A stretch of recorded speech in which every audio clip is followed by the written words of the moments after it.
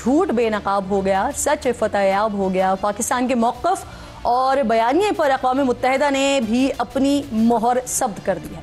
माहिरीन की खुसूसी रिपोर्ट ने 7 मई के भारतीय हमले और सिंतास मुआहदे की मअतली के इक़दाम को गैर कानूनी करार दे दिया है।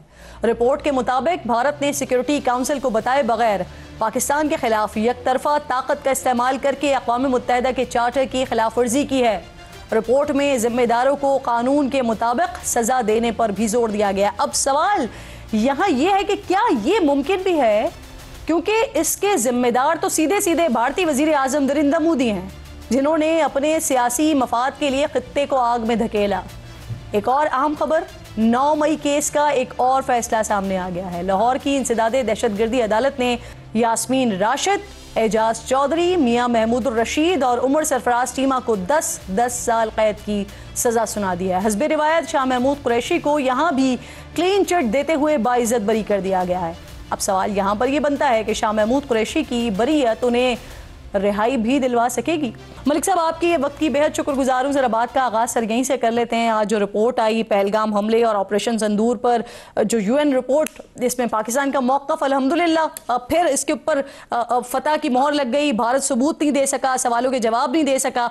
लेकिन सर जो इस रिपोर्ट में मुझे जो सबसे इंपॉर्टेंट चीज़ लगी ना, वो ये कि जिम्मेदारों के तयन की बात हुई है। बिल्कुल, अल्हम्दुलिल्लाह पाकिस्तान जो स्टांस है वो इट स्टैंड्स विंडिकेटेड। ऑब्वियसली जो हमने हमारा जो स्टांस था इस तमाम चीज़ के ऊपर, उस पर तो UN ने भी मोहर साबित कर दी है। उनकी जो रिपोर्ट है वही बात उन्होंने की। उन्होंने कहा जी कि ये पहलगाम वाला तमाम जो वाक़या था, ना तो इसके सबूत थे, ना अपने दोस्तों को सबूत दिए, दोस्त ममालिक को, ना ही कोई ऐसा एविडेंस जो है वो सामने आया। और वाक़तन ये जो भारत पे खाली इल्ज़ाम तराशी नहीं, भारत के साथ जो भारत का चेहरा बेनकाब किया है पाकिस्तान ने, तो मई के बाद वो वाज़े तौर पे पूरी दुनिया को नज़र आ गया, पूरी दुनिया को पता चल गया। और उसकी जो एक झूठा और प्रोपेगेंडा भारत जो करता है, और वो जो प्रोपेगेंडा मशीन है उनकी, और स्टेट स्पॉन्सर्ड टेररिज्म जो है वो वाज़े तौर पे खुल के पूरी दुनिया की आंखों के सामने है कि भारत जो है एक इंतहाई निचले दर्जे का झूठा मुल्क है, जो कि अपने नैरेटिव बिल्डिंग के लिए किसी भी हद तक जा सकता है। और ये जो रिपोर्ट है ये वाक़तन साबित करती है कि पाकिस्तान का जो मौक़िफ़ था, पाकिस्तान का जो मौक़िफ़ है, वो बिल्कुल हकीकत पर मबनी है। और वो बिल्कुल जो है अपना क्लेम सब्सटैंशिएट करते हैं सबूतों के साथ। हमने तमाम तर चीज़ें ये बताई कि ऐसी जो इन्होंने ये तमाम तर मामला पहलगाम की बात किया, पाकिस्तान को मुद्दे इल्ज़ाम ठहराने की कोशिश की, एक बहुत ही ओछी हरकत इन्होंने की, और उसके बाद ना इसके सबूत दिए, और उन 42 लोगों के हवाले से भी। तो ये बिल्कुल कहने में फंदा है, ये डायरेक्टली नरेंद्र मोदी के गले में फिट होता है। Absolutely sir, Indus water treaty के हवाले से भी, इसे भी भारतीय इक़दाम को गैर कानूनी इस पर करार दिया गया है। सालिसी अदालत का फैसला भी आ चुका है। अब क्या सोच रहा है सर पाकिस्तान, किस तरह से इसे टैकल करेंगे सर?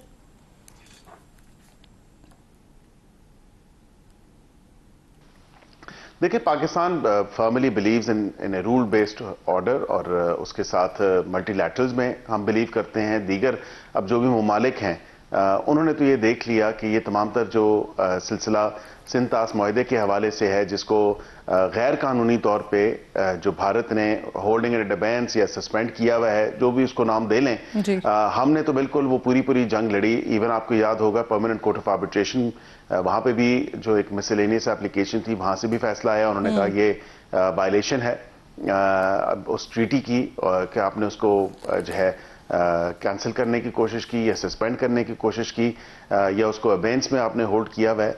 तो यहाँ पे वाज़े तौर पे तो आपके सामने तमाम तर वो चीज़ें हैं। अब बिल्कुल इसके साथ जो भी नेक्स्ट स्टेप्स होंगे इस रिपोर्ट के बाद भी, क्योंकि इस रिपोर्ट में भी वो चीज़ आई, और परमानेंट कोर्ट ऑफ आर्बिट्रेशन ने भी जो है। बिल्कुल ठीक। मलिक साहब, गुफ्तगू को बढ़ाते हैं आगे। सर, ऑपोजिशन का कल से 2 रोज़ा कॉन्फ्रेंस शुरू होने जा रही है।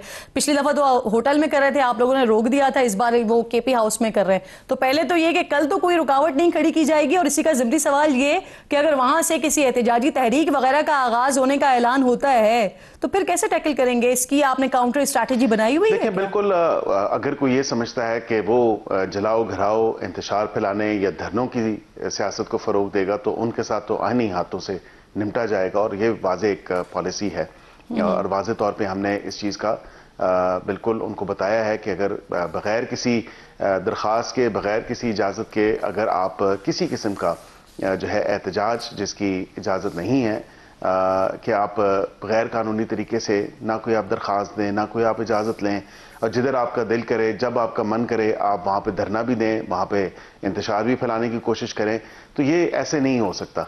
अब इस तमाम तर सिचुएशन के ऊपर जो आपने केपी हाउस की बात की, तो बिल्कुल एक नहीं 100 कॉन्फ्रेंसेस कर लें, लेकिन बात तो ये है कि बात तो फिर भी हुकूमत के साथ बैठ के ही करनी पड़ेगी। चाहे किसी जमात को दावत दे लें, हुकूमत के इत्तेहादियों को दावत दे लें। अच्छा मलिक साहब, मुज़ाकरात की बातें सर एक बार फिर हो रही हैं। कोट लखपत जेल में कैद जो रहनुमा हैं उनका भी एक खत सामने आया। फिर अंसार अब्बासी साहब सीनियर सहाफ़ी हैं, उनकी खबर थी 2 रोज पहले कि इस बार मुज़ाकरात का जो सारा जोर है वो डियाला के बजाय कोट लखपत पर है, और हुकूमत से और एक अहम शख्सियत से राब्ते का उन्होंने जिक्र किया है। तो क्या बैकडोर कोई बातचीत चल रही है किसी किस्म की मुज़ाकरात? आप दुरुस्त कह रही हैं, और इसमें बिल्कुल मैंने तो यहाँ तक कह दिया कि पार्लियामेंट की राहदारियों में जो सिटिंग मेंबर्स हैं इनके, सेनेटर्स कह ले या MNAs कह ले, वो हमसे मुतवातिर तौर पे गाहे बगाए वो चल बात करते हैं, हमें बिठा के भी बात करते हैं, हुकूमती अरकान से भी उनकी बातचीत होती है, और वो यही कहते हैं कि खुदारा कोई रास्ता निकालें, अब हमारी सियासतें और बानी PTI जो अपनी सियासत है वो बंद गली में ले गया है। मलिक साहब, बैकडोर मुज़ाकरात चल रहे हैं सर, ये ब्रेकिंग न्यूज़ है मेरे लिए। देखिए, ऑफ द रिकॉर्ड तो ये मेंबर्स की तरफ से तो मैंने आपको बता दिया कि ऑफ द रिकॉर्ड जो है हमसे बात की जाती है, पार्लियामेंट के अंदर भी बात की जाती है, और इसी तरह जो राहदारियां हैं उसमें भी बात की जाती है।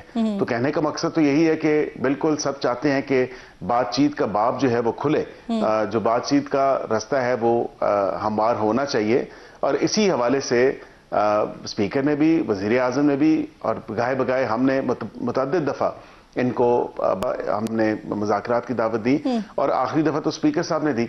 चलिए, वो अहम शख्सियत कौन है उनका तो बता दें। देखें, अब सारी बातें आप मेरे से टीवी शो के अंदर मत पूछें। हम अच्छे की उम्मीद रखते हैं, अच्छी की उम्मीद करते हैं, और कोशिश यही होगी कि कोई एक बेहतर जो रास्ता है मुज़ाकरात की हवाले से या बातचीत के हवाले से, वो उसको आगे सिलसिले को बढ़ाया जाए। और बिल्कुल डियाला के जो बासी हैं 804, वो तो नहीं चाहेंगे। साहब, मेरे लिए सिचुएशन दिलचस्प इसलिए है क्योंकि कुछ दिनों पहले आप ही थे जो गवर्नर राज की बात कर रहे थे संजीदगी से सोचने के, लेकिन आज आप पॉजिटिविटी की बात कर रहे हैं। आपकी बॉडी लैंग्वेज बड़ी डिफरेंट है, मुस्कुराते हुए बात कर रहे हैं सर। जी, कोशिश है। अब वो बेल मंडे चढ़ती है या नहीं चढ़ती है वो देखने की जरूरत है, लेकिन ये देखें ना, उनकी अपनी पार्टी के अंदर इस चीज का जो है वो इदराक है कि अब इस तरह नहीं हो सकता कि पाकिस्तान मुखालिफ हम बयानियां बनाएं और फिर पाकिस्तान में रह के सियासत भी करें। इस चीज का इदराक हो चुका है। और आपने जो गवर्नर राज की बात की, तो उसके बाद आप देखें कि CM KP के भी जो हैं उनकी भी माशाल्लाह, मैं तो अच्छी कहूंगा कि अच्छी बात है कि उनके भी टोन और टेनर या उनका जो डिमीनियर है या बिहेवियर है या उनके लहजे में भी नरमी आई है, तो ये अच्छी खुशाइन बात है।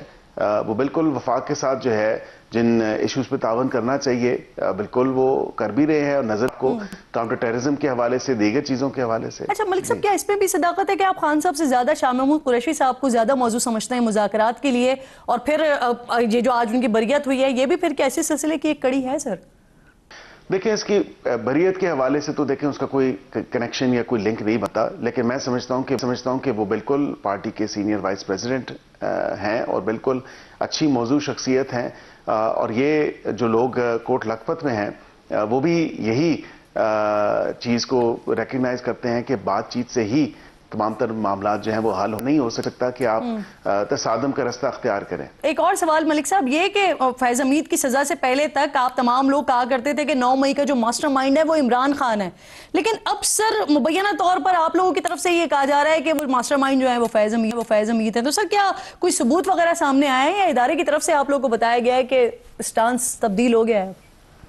नहीं, देखिए, मास्टरमाइंड तो बिल्कुल वाज़े तौर पे पता है, वो एक थे या 2 थे मास्टरमाइंड, या इन कूट्स विद ईच अदर, या इन कोऑर्डिनेशन, या कह लें आपस में गुथम गुथा जो उनकी तमाम तर मामला था वो हो के उन्होंने किस तरह जो है नुकसान पहुंचाया, और फिर केयरफुली प्लान किया, क्यूरेट किया, फिर उसको जो है तमाम तर मामला फिर वो अफसोसनाक वाकया हुआ 9 मई का, वो तो आपके सामने है। ऐसा तो नहीं मुमकिन हो सकता, मैंने पहले भी ये बात की कि 200 से ज्यादा मकामात पे जो है within no time planning के साथ प्रिसीजन के साथ आपके तमाम तर लोग पहुंच जाएं और बिल्कुल ऐसे इदारे जो जिनके दफातर आपको नहीं पता, मुझे नहीं पता, बसीयत पाकिस्तानी आज आम शहरी, तो इनको कैसे वो इतनी सेंसिटिव इंफॉर्मेशन मिल गई।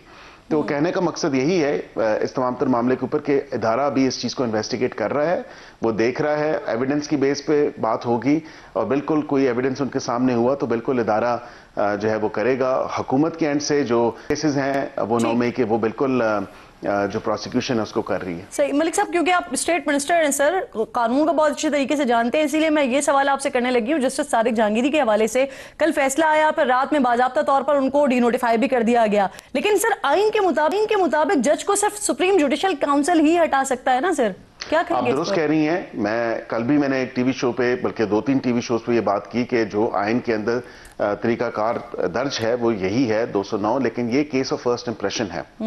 अब इसमें तमाम तर जो मामला है वो किसी मिसकॉन्डक्ट के हवाले से नहीं, फ्रॉम द वेरी बिगिनिंग या फ्रॉम द वेरी आउटसेट, जो उन्होंने अभी तो एक शॉर्ट ऑर्डर दिया है, एक तो डिटेल उनका ऑर्डर आएगा, वो रीजनिंग में देखूंगा।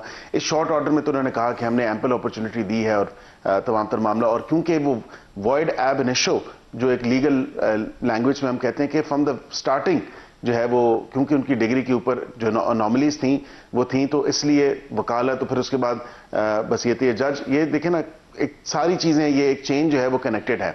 अब इस चीज को देखने की जरूरत है कि वो जज साहब का डिटेल फैसला क्या आएगा, लेकिन ये बात आपकी बिल्कुल दुरुस्त है, इस चीज को डिनाई नहीं किया जा सकता कि 2 ही किसी जज का रिमूवल होता है सुप्रीम जुडिशियल काउंसिल के। और मलिक साहब, अगर जहांगीरी साहब जज बनने के अहल ही नहीं थे तो सर फिर जो फैसले उन्होंने दिए उनकी कानूनी हैसियत क्या होगी? और वो मुख्तलिफ ओहदों पर रहे हैं तो फिर क्या वो मरात और वो तनख्वाह जो उन्होंने वसूल किया उसका क्या होगा सर? देखिए, अब ये एक बड़ी लंबी बहस और किसी और सिमत में चली जाएगी तमाम तर बहस। एक तो ये है कि जजेस जब रिजाइन भी करते हैं तो उनके फैसले बरकरार रहते हैं, ऐसी बात नहीं है। तो मैं समझता हूं कि बिल्कुल जो फैसला डिटेल आएगी, क्योंकि तफसीली फैसला अभी नहीं आया, उसमें कम से कम उस चीज को जरूर एड्रेस किया जाएगा कि उनके जो अब तक किए हुए फैसले हैं वो कहां स्टैंड करेंगे। आम फहम में या आम चीज जो रूटीन में हम चीजें देखते हैं कि वो फैसले तो स्टैंड करते हैं, तनख्वाहें और मराद की जहां तक बात है वो देखना है कि उनके खिलाफ अगर कोई ऐसा फोर्जरी के हवाले से या फ्रॉड के हवाले से कोई ऐसी चीज आती है या मिस रिप्रेजेंटेशन के हवाले से ये चीज आती है तो फिर देखना होगा। एक दफा तफसीली फैसला आ जाए, उसकी रोशनी में जो भी नेक्स्ट स्टेप्स होंगे वो होंगे। और तफसीली फैसला आने के बाद क्या ये मुमकिनात में से है कि तनख्वाहें और मराद वापस ली जा सकती हूँ? जी बिल्कुल, मुमकिनात में से तो मुमकिन है, और बिल्कुल क्योंकि ये ऐसा एक मामला है जिसमें बज़ाहिर तो यही नजर आता है फ्रॉम द वेरी बिगिनिंग ये मिस रिप्रेजेंटेशन हुई है, लेकिन फिर अगेन ये बात बहुत दूर तक चली जाएगी।